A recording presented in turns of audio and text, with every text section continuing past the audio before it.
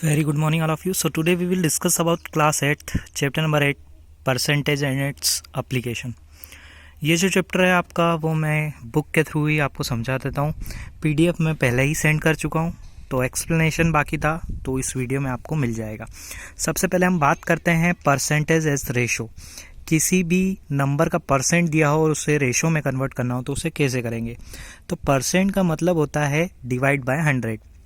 जब भी आपको कोई डिजिट दी हो और परसेंट में दी हो तो आप उसे परसेंट हटाकर अपॉन में 100 लगा सकते हैं। जैसा कि यहाँ एग्जांपल दिया है 32%, तो 32 अपॉन 100 हमने किया तो उसका रेशो बन गया 32 रेशो 100। इसी टाइप से 75 भी है, आप इसे कट भी कर सकते हैं और एज इट इज़ भी रख सकते हैं। आगे हम बात करते हैं कन्वर्ट करना परसेंट को डेसिमल में। यहाँ पर आपके सामने एक और क्वेश्चन दिया हुआ है परसेंट टू डेसिमल में कन्वर्ट करना। यहाँ पर 55% का एग्जांपल दिया है तो हमने हटाया और अपॉन में 100 लगाया। तो जैसा कि हम जानते हैं कि नीचे जितने जीरोज़ होंगे उतने पॉइंट पीछे की तरफ चला जाएगा। तो यहाँ पर नीचे 2 जीरोज़ दिए हैं तो 2 पॉइंट पीछे गया तो हमारा आंसर आया 0.55।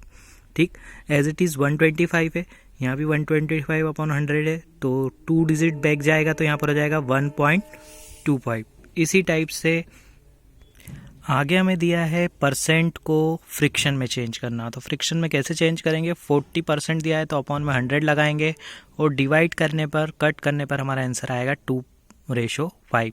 40 का दिया हुआ था, एज इट इज़ 5 का दिया है, 5 को सॉल्व किया तो ये सभी आप देख सकते हैं रेशो में कन्वर्ट हो गया। रेशो से यदि डेसिमल में कन्वर्ट करना है तो पॉइंट को आगे पीछे ले जाना पड़ेगा। नेक्स्ट जो हमारा एग्जाम्पल है convert the following friction into percent. अब किसी भी नंबर को परसेंट में कैसे चेंज करेंगे, तो जब भी परसेंट में दिया रहता है तो डिवाइड बाय 100 करते हैं और यदि परसेंट निकालना हो तो मल्टीप्लाई बाय 100 करना पड़ेगा। तो 9/7 का मल्टीप्लाई किया 100 से, कट किया तो हमारा आंसर आया 90%। तो इस टाइप से 2-3 दिए हैं, आप इसे देख लीजिए। 8.1 का पीडीएफ मैंने सेंड कर दिया है और इसी टाइप के क्वेश्चन है जो आपके एक एक दो क्वेश्चन डिफरेंट है वो मैं पीडीएफ के थ्रू दे चुका हूँ, तो आपको आसानी होगी देखने में।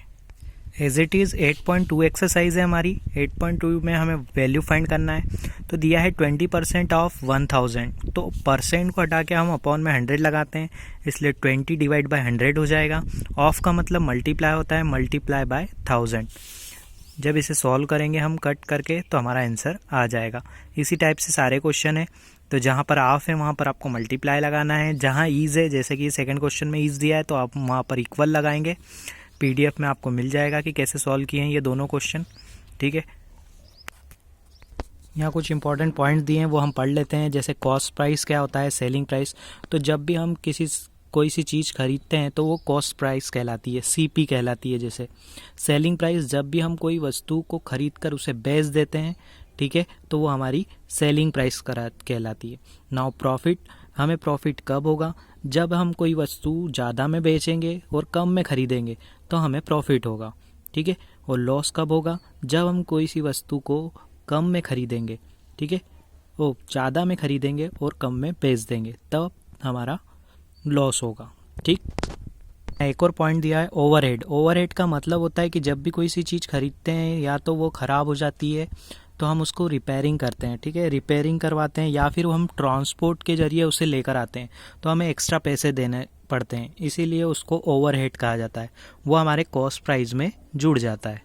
यहाँ पर आपको कुछ फार्मूले दिए हैं, वो फार्मूले आपको फेयर कॉपी में राइट करना है।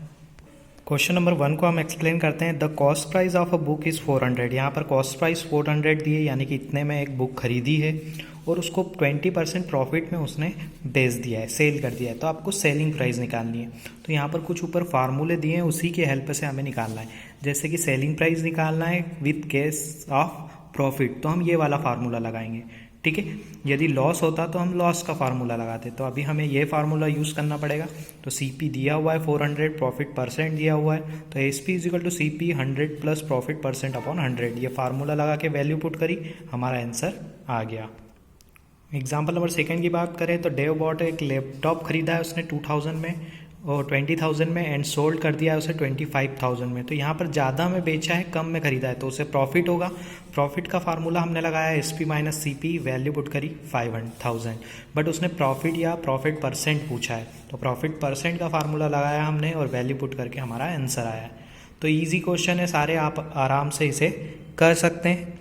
यदि किसी प्रॉब्लम में कोई आ रही है सॉल्यूशन करने में तो आप पूछ सकते हो। न्यू वीडियो में हम 8.4 करेंगे जिसमें डिस्काउंट दिया रहेगा। जब भी हम मार्केट में जाते हैं तो हमें किसी न किसी चीज़ पर डिस्काउंट मिलता है, यानी कि वो मार्केट प्राइस से कम में मिलती है, तो आप डिस्काउंट ईजीली निकाल सकते हैं, ठीक है। और डिस्काउंट परसेंट का फार्मूला है वो भी निकाल सकते हैं। सेलिंग प्राइस कैसे निकालते हैं जब डिस्काउंट परसेंट दिया हो वो भी बताएं। मार्केट प्राइस यहाँ पर अलग चीज़ होती है, ठीक है। मार्केट प्राइस वहाँ पर टैग के ऊपर डली हुई होती है, उतने में तो हमें नहीं देता है, लेकिन हम उसमें कम करवाते हैं, डिस्काउंट करवाते हैं, तो हमारी वो कॉस्ट प्राइस बनती है, ठीक। तो नेक्स्ट वीडियो में हम 8.4 करेंगे।